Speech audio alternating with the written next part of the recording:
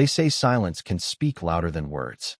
And on a cloudy Tuesday morning in late March, that truth walked into a courtroom wearing polished black boots, a crisp uniform, and the Medal of Honor pinned right over his heart. Folks didn't know what was coming, not even him.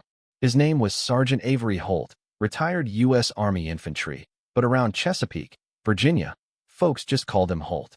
Quiet man, kept to himself, walked his dog every morning, spoke only when he had something worth saying. That day, he wasn't on trial. Wasn't even part of the case, really. Just flew up to Wilmington, Delaware, to testify as a character witness for an old Army buddy who got tangled in some civil contract dispute. Nothing big. No cameras, no reporters, just a quiet favor for a fellow soldier. Holt wore his dress blues, out of habit more than pride. Shine shoes, trim squared, not a thread out of place. But it wasn't the uniform that turned heads. It was that little gold star resting against his chest, the nation's highest military decoration, earned the kind of way you hope no one else ever has to. He didn't say much when he entered, just nodded at the bailiff and found his way to the stand. That courtroom had seen its share of cases, but something shifted when he stepped forward. Not because he demanded it, because presence like that doesn't ask it, just is. The room fell still. You could hear the air change. Judge Raymond Foster, gray-haired and known for running a tight ship, leaned forward, squinting at Holt like he wasn't sure what he was seeing. Then he spoke. "Sergeant Holt, before we proceed, I need you to remove that medal." It hit the room like a dropped anchor. Holt blinked. Once, maybe twice. Not out of defiance. Out of surprise. The courtroom clerk froze. The attorneys shifted uncomfortably. A low whisper rippled through the gallery, and somewhere in the back, someone started recording with their phone. Judge Foster cleared his throat again, tone sharper this time. "This is a neutral courtroom. We can't allow any symbols that might influence perception. Please remove it." You could feel it. That tight silence before something snaps. Holt looked down at the medal, then back up. He didn't argue. Didn't ask for clarification. Just reached up slowly, unpinned the star, and placed it gently in his lap. Not on the table. Not for display. Just quiet. Like it was part of him, not for anyone else. And then he testified.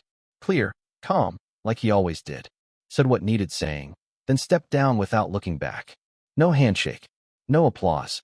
Just a man who came to help a friend and left with something heavier than when he walked in. Outside the courthouse, a reporter from the Wilmington Tribune was smoking near the curb and saw Holt walk by, medal still resting in his palm, face unreadable. A clerk from the court uploaded the video to social media. By nightfall, it had nearly 1 million views. The caption read, "Judge tells Medal of Honor vet to remove medal." Seriously. And just like that, Holt's quiet moment became a national noise. But back in Chesapeake, he didn't check his phone, didn't watch the news. He sat on the edge of his bed, medal still in hand, eyes staring through the motel window at nothing in particular. Later that night, he called his mother, Viola. "You okay, baby?" she asked. He paused. "Yeah," he said softly, "just tired." She waited. Then he added, "He made me take it off. Said it was too much." There was a beat of silence. Then her voice, low but steady. "You earned that with your hands, your feet, and your blood. Some people don't know what respect smells like till they choke on it." He didn't reply, just let her words hang there. By morning, it wasn't just online anymore. Veterans groups across the country had picked up the story. Activists questioned the judge's decision. Even folks who'd never worn a uniform knew it felt wrong. But Holt stayed silent. Not out of shame. Out of fatigue. The kind that lives in your bones. He took his dog, Hank, for a walk down the wooded trail behind the church, hoodie pulled up, shorts on, medal tucked in his jacket pocket. To most folks, he just looked like any other man out walking his dog. But around here, people knew him. They just did. Jules Redding, a former Marine and Holt's oldest friend, showed up 2 days later with black coffee and a folded newspaper. They sat on Holt's porch, watching the rain slick the pavement. "You didn't just walk into a courtroom, man. You walked into a hornet's nest," Jules said. "That judge didn't ask you to remove a medal. He asked you to erase yourself." Holt didn't speak, just sipped his coffee. You ever see him do that to a sheriff? Or a lawyer with a flag pin? Hell, I watched a guy testify in there once with a Masonic ring big enough to blind a juror. Still, Holt stayed quiet. "They saw a black man in uniform and got nervous," Jules said. "Not because you were loud. Because you weren't. Holt let out a breath. I wasn't trying to make a scene. You didn't have to. You just existed.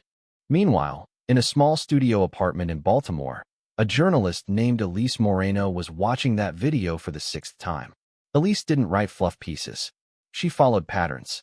Spent the last 2 years covering inconsistencies in how veterans of color were treated in legal systems across the Northeast. And something about this felt familiar. She started digging. In 2019, a Filipino Navy vet had been denied testimony in a family court case over emotional demeanor. Same judge.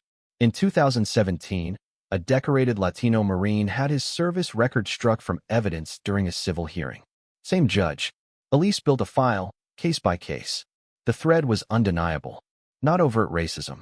Nothing that screamed bias. But patterns. The kind that creep in under the radar until someone shines a light. She published her piece a week later. No clickbait. Just facts. 6 cases, 1 judge, recurring language, emotional influence, potential bias, disruptive symbolism. It ended with a simple line. Why does honor silence some, but elevate others? The story caught fire. Not overnight, but steady. Veterans wrote in. Public defenders started reviewing transcripts. The Delaware Judicial Ethics Board announced an inquiry. And through it all, Holt said nothing. Until he got a letter.